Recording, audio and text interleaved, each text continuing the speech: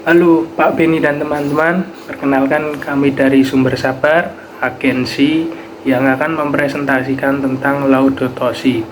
Nah, sebelum kita masuk pembahasan, saya akan memperkenalkan dulu anggota dari Sumber Sabar itu. Yang pertama ada Sisiliana Kala sebagai akuntan eksekutif dan media planner. Yang kedua ada Vincentius Flo David sebagai strategic planner and media planner, dan saya sendiri Gustian Pandu sebagai creative director. Nah, selanjutnya di sini aku mau memperkenalin dulu apa sih Sumber Sabar itu dan ngapa kita memilih nama Sumber Sabar. Nah, untuk introduce agensi kita, yang pertama-tama nama Sumber Sabar itu dari mana? Nah, nama Sumber Sabar itu terinspirasi dari toko-toko kelontong yang ada di zaman dahulu. Nah, toko-toko kelontong itu kan sering ditemukan di kota-kota, namanya menarik dan konsep-konsepnya itu menarik. Jadi kita memilih Sumber Sabar dan menginspirasi konsep-konsep yang ada di dalam agensi kita. Nah, kami memiliki tajuk toko kelontong sebagai tema yang digunakan, dan diharapkan nanti agensi kita ini menjadi komoditas atau sebagai toko yang dibutuhin oleh para klien dan bisa memuaskan keinginan para klien begitu. Selanjutnya saya akan membahas tentang apa itu Laudato Si. Nah, dalam Laudato Si sendiri yang kita bahas ada dua. Yang pertama, manusia. Seperti penjelasan Paus Fransiskus mengajarkan agar setiap manusia mengubah kebiasaan buruk yang dapat berdampak buruk bagi lingkungan atau bumi sebagai rumah bersama. Serta yang kedua, iman, yang dimana dengan berlandasan iman, Paus mengajarkan manusia agar lebih meningkatkan kepedulian terhadap makhluk hidup dan ciptaan Tuhan lainnya. Nah, untuk tema Laudato Si dari Sumber Sabar agensi ini, kita mengambilnya berfokus pada sampah rokok dan kesadaran sosial. Nah, deskripsinya sendiri adalah kita mengangkat isu sampah rokok, entah itu puntung atau asapnya yang banyak orang tidak menyadari dampaknya bagi sosial. Nah, alasannya yang pertama, walaupun kecil namun dampaknya dari limbah-limbah rokok ini seringkali diabaikan oleh orang-orang di sekitar kita. Yang kedua, memiliki dampak yang luas. Puntungnya dapat menghasilkan reaksi kimia jika terurai dengan tanah dan air, dan berdampak bagi kesehatan dan kualitas tanah dan air itu sendiri. Yang ketiga, ada abunya yang menjadi polusi udara dan polusi visual apabila dibuang sembarangan. Kan kita sering itu lihat orang buang asap rokok itu sembarangan. Nah, kita mau mengkritisi hal tersebut. Yang keempat, ada asapnya dapat mengakibatkan polusi udara dan berbahaya bagi kesehatan diri sendiri maupun orang lain, terutama yang non perokok. Dan yang kelima, merupakan kesadaran sosial yang kurang. Merokok di sekitar orang lain yang tidak merokok itu harus kita bangun dan kita kembangkan lagi awareness orang-orang di sosial kita agar lebih aware tentang asap rokok dan puntung. Yang selanjutnya ada project background. Project kami ini dilatar belakangi oleh sebuah gerakan yang bernama Laudato Si yang pertama kali disuarakan oleh Paus Fransiskus. Inti dari gerakan ini adalah kita sebagai masyarakat harus lebih mencintai alam dan bumi sebagai rumah kita bersama. Nah, problem atau masalah yang sudah kelompok tentukan adalah mengenai rokok. Rokok ini sering disepelekan, namun masalah asap dan sampah putung rokok itu juga sering dan pastinya berdampak bagi lingkungan. Hal ini juga didasari oleh minimnya kesadaran sosial mengenai hal ini. Hal ini pun juga menjadi alasan kita untuk mengangkat menjadi masalah utama. Lalu selanjutnya ada objektif. Nah, objektif kita ini itu yang pertama itu membangun awareness and action. Yang kedua itu mengajak target audiens untuk mulai merawat lingkungan dan meningkatkan kesadaran sosial dengan memperhatikan orang-orang di sekitar. Maksudnya orang-orang di sekitar ini adalah orang-orang yang tidak merokok atau bisa dibilang perokok pasif. Memang sampah sampah dan dampak dari rokok ini tidak bisa hasilnya tuh langsung signifikan. Namun hal besar tuh bisa dimulai dari hal-hal kecil seperti mengurangi dan memungut, dan lebih tepatnya lagi kita juga lebih peka mengenai sampah rokok bagi para perokok yang dibuang. Nah, project statement atau strategi adalah berdasarkan dari masalah tersebut, kelompok membuat sebuah challenge yang bernama 7 hari bebas sampah rokok dan tidak merokok. Dan kita juga membuat ini tuh bagi orang-orang yang tidak merokok. Kampanye ini dimulai dari 7 hari terlebih dahulu untuk melihat tingkat keberhasilannya melalui teknik dan outputnya nanti. Nah, taktik yang kita buat itu ada 2, yaitu online campaign dan offline campaign.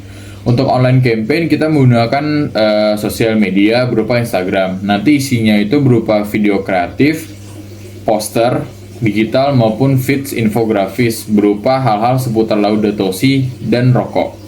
Untuk offline campaign-nya tentu kita akan mengajak orang-orang yang perokok untuk lebih peka, lebih aware kepada sekelilingnya, dan pastinya kita juga mengajak mereka untuk berpartisipasi dalam campaign ini. Key message-nya adalah sisi negatif dari merokok yang dapat berdampak bagi lingkungan dan sosial.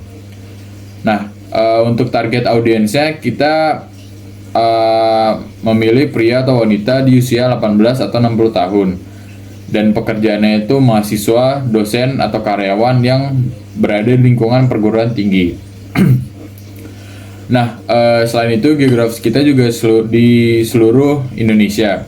Lalu psikografis yang kita juga tentukan adalah perokok aktif dan orang-orang yang sedang beraktivitas di luar dan bersama orang lain. Setelah tadi sudah perkenalan panjang lebar dan juga sudah dijelaskan mengenai brief dari kami, maka selanjutnya kita masuk ke pembahasan inti, yaitu inti dari program kampanye kami dan juga seperti apa hasilnya. Kita berangkat dari nama program atau nama proyek kampanye kami. Setelah berangkat dari brief yang sudah sempat dijelaskan juga tadi, maka kelompok pun menentukan bahwa nama program kami yaitu dengan menggunakan hashtag dan juga dengan menggunakan challenge, yaitu 7 hari tanpa nyampah. Alasannya apa? Sudah dijelaskan pada brief tadi juga. Dan kenapa? Karena kami merasa bahwa program kampanye dengan menggunakan hashtag ini jauh lebih menarik dan jauh lebih awam bagi para pengguna Instagram. Nah, kemudian terkait dengan media distribusi konten atau media publikasi, di sini kami menggunakan media sosial Instagram.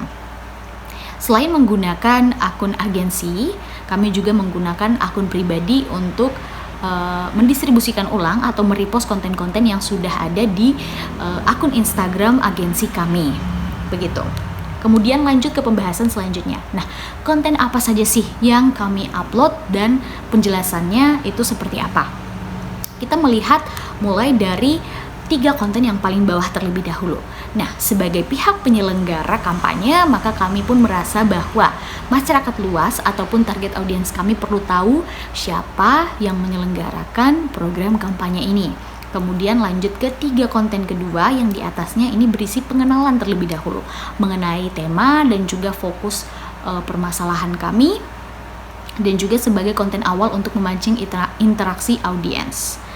Kemudian kita lanjut ke 3 konten di atasnya, ini sudah masuk ke inti, masuk lebih dalam ke inti pesan yang ingin kami berikan, yang ingin kami tuju kepada target audiens, seperti yang tadi sudah dijelaskan juga di brief. Nah, ini diwujudkan dalam bentuk infografis dan juga reels. Kemudian lanjut ke 3 konten teratas, yaitu di sini berisi puncak dari informasi kampanye yang diwujudkan dalam poster dan juga pernyataan nama program kami dan juga ajakan kepada target audiens untuk ikut serta dalam gerakan kampanye ini.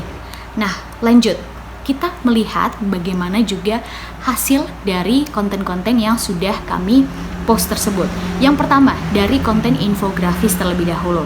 Nah, salah satu postingan ini yang sudah ditampilkan ini memang tujuan awalnya untuk memancing interaksi audiens sebelum kami masuk ke inti pesan yang lebih dalam. Nah, sehingga kami pun mendapatkan bahwa walaupun tidak banyak, namun kami berhasil mendapatkan interaksi dari audiens.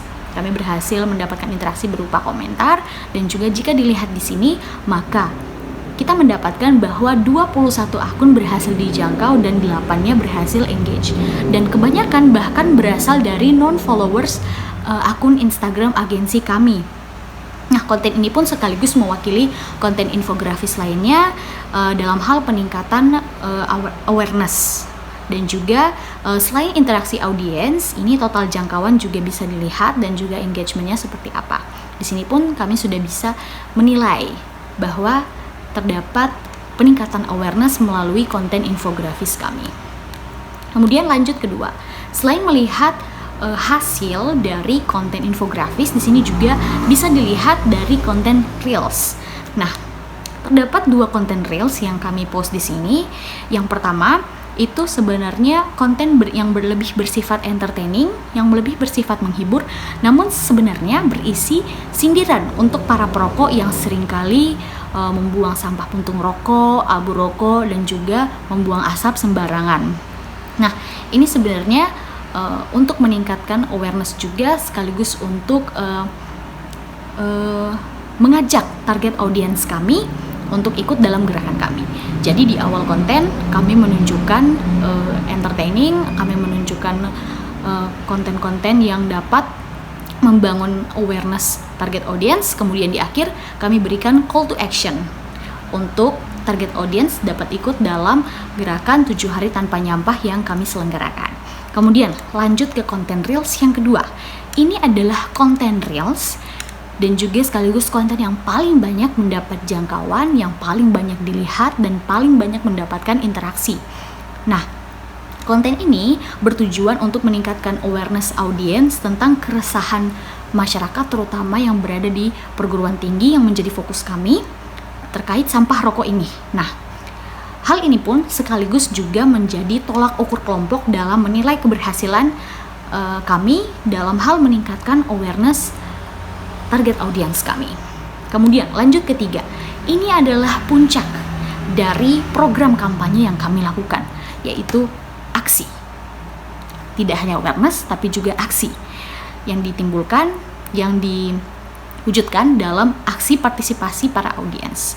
Jadi tadi sudah dijelaskan bahwa program kampanye ini yaitu gerakan 7 hari tanpa nyampah. Maka hasilnya kami pun mendapati bahwa terdapat beberapa teman-teman kami yang turut berpartisipasi dalam gerakan ini.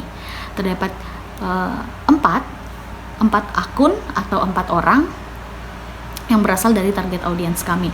Bahkan terdapat salah satu target audiens yang merupakan mahasiswa ini yang mengkampanyekan program kami dengan merecreate atau membuat poster sendiri yang kemudian dipublikasikan melalui akun Instagramnya juga dengan menggunakan hashtag dan juga nama program kami, sehingga secara langsung turut mengkampanyekan. Nah, jadi hasil dari program kampanye ini pun ternyata tidak hanya pada sampai awareness. Kami pun menemukan bahwa terdapat beberapa target audiens yang juga sampai ke tahap action yang dibuktikan dengan keikutsertaan ini. Nah, sehingga dari penjelasan dan juga hasil yang tadi sudah dipaparkan, maka kesimpulan yang dapat kami ambil di sini adalah yang pertama, walaupun program kampanye ini masih bersifat kecil, namun sebenarnya masih mudah dilakukan dan masih dapat dijangkau oleh para target audiens. Kemudian, program kampanye ini juga bila ditingkatkan ke depannya ini dapat memberikan dampak yang lebih luas. Kemudian yang kedua adalah, walaupun sampah rokok dan juga dampaknya ini tidak dapat kita hentikan secara langsung dan juga 100%, namun hal ini dapat dilakukan dari hal-hal yang kecil dan juga secara bertahap. Sehingga itu tadi presentasi dari Sumber Sabar Agency. Akhir kata, yuk mulai hal yang besar dari hal yang kecil terlebih dahulu. Terima kasih dan sampai jumpa.